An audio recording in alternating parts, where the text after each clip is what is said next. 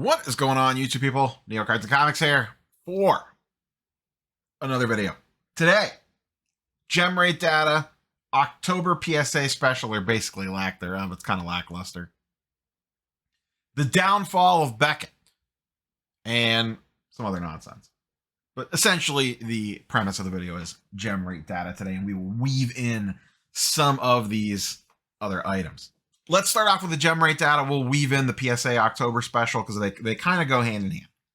And we'll kind of just do like a general state of the union, I guess, quickly here on In the Grading World. Quickly, September numbers. PSA, 1.2 million. CGC, just under 150,000. SGC, just over 100, or just at 115,000. And Beckett, in fourth place at 61K. That's right. Massive jump up for CGC this month. Sports, specifically, 600,000 for PSA, 100,000 for SGC, 56K for CGC, and 31,000 for Beckett.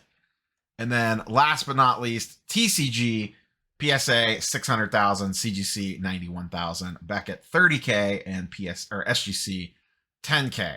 Let's kind of go back in reverse here and just kind of note some things here. TCG front, SGC sees a nice little bump up with their pricing, their new permanent pricing, I guess, that they rolled out earlier this month or last month in September. So they see a pretty big increase, but still a very distant fourth, even 20,000 behind Beckett and way behind CGC. CGC, though they had a big increase in sports cards this month, their bread is still buttered on the TCG side of things for sure. And then PSA is just an absolute behemoth. You could see the percentage changes month over month and year over year there. Sports cards. PSA, basically half their business is, or their business is basically evenly split between the two. SGC holding down that second spot. The surprise here to me is CGC bypassing Beckett. Now, there is a monster increase there.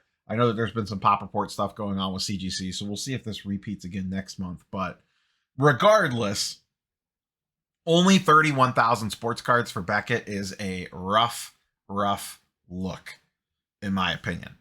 Let's go back to the main header screen here.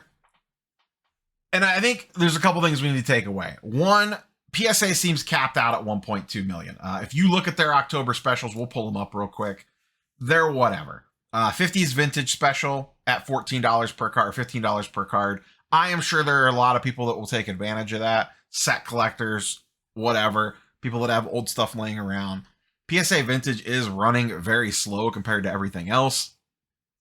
And then value plus grading is at $35 per card. That's a 20 business day turnaround time. I mean, those two specials are just kind of whatever. I've been told that their backlog on checking in packages is getting a little bit better, but they are still running about 2-ish weeks behind on checking in value orders. Now, non-value orders or non-bulk orders, they are still current on. It's the value stuff that they are a little behind on. So I think for the time being, those specials, and in line with their numbers, where their numbers are basically the same as what they were last month, 1.2 million, essentially, that tells me that PSA is capped out at around 1.2 million, at least in its present state. I don't know that New Jersey is like a fully operational Death Star. It's up and running, obviously, but I don't know that they have it fully staffed or not. But at the time being, they seem happy sitting at 1.2 million. And they do have, I hate to say the word backlog, but they do have a little mini backlog on checking in orders. So I think they're starting this month out kind of slow to play a little catch our breath and sit back and say, okay, let's finish getting these value orders checked in, catch up on the stuff that we have, and then we'll hit the ground running. Either if they need to, they could always pop up a mid-month special or wait and roll out a heavy hitter at the beginning of November as we head into the holiday season. But that's kind of where PSA sits currently. I will tell you, my value order is now in assembly. It is in the assembly stage, which is where orders kind of go to die now, because that used to be like 4 separate stages on the pizza tracker, and now it's 1. So my order has been sitting there for about a week, give or take. So we'll see when grades pop on that. Same with my reholder order, has also been in assembly forever. That almost went to immediately to assembly because there's nothing to grade, and that order has been sitting in assembly even longer. So hopefully I'll get those back in the next week or two. That would be really great. But that's kind of where my order is. And like I said, that's been there for a little over a month. Now I got lucky. My order got checked in super fast. I don't know if that's because I sent the bulk order with the reholder order or what, or I just got lucky. I don't know. CGC Monster Month, the resale value, at least in sports cards, is still a little meh, unless you're talking about pristine 10s. TCG, they definitely compete a lot better, but they do seem to be gaining some steam. I will tell you, I have an order at CGC right now. It is some Topps Now cards. It is the Ellie De La Cruz poking Shohei Ohtani Topps Now card. I sent it there on not bulk service, the one up from that. I don't think it's regular. I forget their service levels off the top of my head. It has been scheduled for grading for almost 2 weeks now. So it hasn't even actually been graded. They got the package checked in relatively quickly.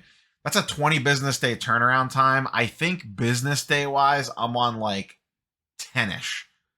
I'd have to pull it up and look to be specific, but I think I'm around 10 business days, give or take. So they still have time to beat the laid out turnaround time. But I could tell you in the past, when I sent orders in at that service level, and this was through ComC like 2-3 months ago, they came back lightning quick. I sent some Marvel cards through the ComC portal at that same service level, and you have to imagine ComC is a little bit slower than sending it myself. And those cards came back in like 2 weeks, door to door, or from the time I submitted them on ComC. This order is definitely not doing that. So even if there's some pop report nonsense going on here, I could tell you for sure that CGC is getting way more business just based off of the pace of my current order. Because my current order isn't anything crazy. It's 2 Lorcana cards and 9 Topps Now cards, all the same card. It's not like it's, some crazy rocket scientist order to get those out. SGC, they've rolled out their new pricing. I don't know that we're seeing the full effects of that, but we are probably definitely seeing some of the effects of that. SGC's turnaround times are still lightning quick. They've gotten those right back in line again. So some of this stuff hitting the pop report is under that new pricing. Now, next month, we'll have a much better idea of how much that has actually impacted things. But at least for this limited data set, it hasn't like blown them up out of the water per se. So we'll have a much better idea next month when we look at these numbers. It definitely helped them on the TCG side of things. They're down 3% overall on the month, but up on the TCG side of things. So that means the sports card side took a little bit of a hit. But we'll see where they sit next month. We'll have a better idea on that. But it's very interesting to me that CGC has jumped them in the combined numbers. Obviously, SGC's got them beat out in sports. I'm a homer when it comes to the CGC slab. I absolutely love that thing. I hope resale value on sports cards with them takes off. I would love to use that company more. They are still my go-to for anything PC and anything I want to kind of chase a pristine on. The thing that I question is where is this coming from? Is this just all about the rebranding where they combined CSG and CGC in the one company? Because not much changed on the sports card side for that. That was way more of an impact on the TCG side of things, but sports cards seem to be getting the bigger bump out of it, which is kind of curious. Maybe it's just the rebranding the CGC cards. People like the idea that they have all the history on the comic book rating. I don't really know. I really don't know. Maybe people finally realizing that the slab rocks. Like I said, I don't know where this bump is coming from, but since the National, they have been getting a lot of business. So I'm curious, if you've tried them in the last couple months, what got you to flip the switch for the first time? Or if you're new to using them, what kind of pushed you over the edge to head that direction? I would be curious if there's any new SGC or CGC triers out there. And like I said, SGC we talked about with their pricing special. The interesting one here is the old boys at Beckett. The old guard. Sitting down there at about 60,000 cards. I ask in videos about people that have Beckett orders out there. You peruse the blowout forums on the turnaround time tracker or whatever. And there's one style of comment I see more than any other. Yeah, and it basically goes something to this effect. Air quotes commenter voice here. Yeah, I have an order out at Beckett. It's been there for months. No updates. I don't know where it's at. I don't know what it's doing. I'll probably never use them again. end quote. I swear every time I ask that or anytime I peruse something, like 1 out of 5 comments is something very similar to that. This is a story as end of time. We've been talking about this since the pandemic started. Beckett's total and utter lack of communication and their inability to just kind of tell us, hey, what's going on, whether they don't have the ability to or people in the company aren't letting them, whatever the case is. There's the grading scale thing that is basically not happening, but they haven't officially came out and said that, but clearly it's not at this point. If you were going to do that, you would have done it at the national. And I was basically told that it's probably not going to be happening anytime soon, if at all, ever. But they've never actually just come out and said that. I really don't understand what is so hard about that. Their turnaround times seem to be getting slower, even though they're getting less cards through the door, which doesn't make any sense this far in. So I guess I'll go ahead and ask the question again. Does anyone have a recent order at Beckett, and what has your experience been like with them in regards to recent Beckett submissions? Turnaround times, what did they tell you, and what is it running? I have heard, like I said, every time I ask this question, it's usually nothing good that comes out of it, but I will re-ask it again just in case. But I don't, are they just perfectly content with 60,000 cards a month? That's the only thing I can think of. It's the only thing that makes sense. I know Gemrate's pontificated on this. I've said this before. I don't know that they want to be grading 100,000 cards a month. They don't, let me put it this way. They don't act like a company that wants to actually grow. They act like a company that is perfectly content cranking out 60-ish thousand cards a month and being done with it. And whenever they get to them, they get to them. As long as they are doing 60,000 cards a month, whatever. We're not going to run much in the way. I mean, they do run some promotions, but we're not going to do anything crazy with promotions. We're not going to get out there and, meet and greet with the community and all this jazz. We're not going to be clear communicative on what's going on. We're just going to sit back and grade our 60K cards. If you don't like how long it takes, we don't really care. We'll just, whatever. That just seems to be how they act. And, are they laying around waiting for a Fanatics buyout or another acquisition? Or once again, are they just content doing what they're doing? They seem like the perfect target for Fanatics. Either them or SGC. PSA is too big of a company. They're too successful. It's not what Fanatics goes after. CGC is part of Blackstone. There's those weird backdoor ties there. However, SGC is the one that gets all the top Fanatics promotions. Keep that in mind. I know a lot of people like to jump on they'll just buy CGC. CGC is way bigger than just trading cards. Keep that in mind. Trading cards are actually a small portion of CGC's business. SGC, every time they run these promotions with like $9 grading for Topps, Chrome, and Bowman or whatever, SGC is the one that they partner with on that. So that makes you go, SGC is also the only one that's fully independent. So they would be the easiest to just pick up and snag. And I'm not saying this is any of this is going to happen, but it's just, kind of laying out where things are. Beckett is part of a larger equity group or whatever, but they just seem ripe to be spun off. They're a Texas-based company. Fanatics has a Texas-based office. Whole 9 yards. They have the brand name equity that people love in the hobby. And they are ripe for, let's just gobble them up, redo everything, throw a bunch of money at it, and fix it, and then bring them back to the prominence that they once were. So maybe that's in the works. I don't know. If Fanatics enters the grading space, I do think they purchase someone. I don't believe they will start from the ground up. That seems like a fool's errand versus acquiring an already established brand.